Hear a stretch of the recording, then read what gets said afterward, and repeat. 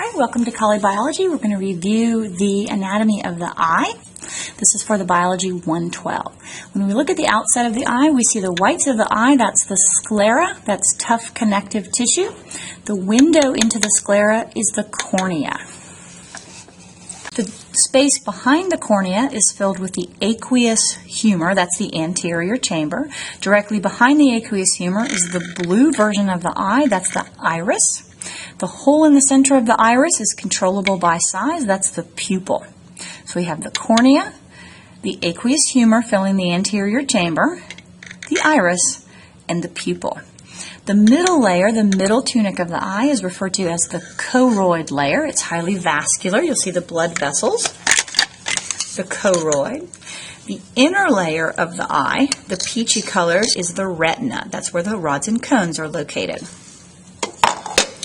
Directly behind the pupil, we have the clear structure. This is the lens.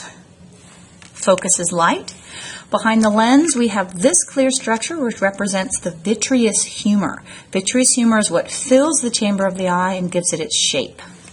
It's what we squeeze out when we do our eyeball dissection. At the back of the eye, we have the optic nerve that runs to the occipital lobe of the brain. Right where the optic nerve plugs into the retina is the blind spot, the optic disc and the blind spot. And then towards the side at the back of the retina is what we call the fovea. The fovea is the area of high concentration in cones. So with the eye inner layer is the retina, middle vascular layer is the choroid, and the outer connective tissue is the sclera. Vitreous humor fills the chamber. The lens focuses the light.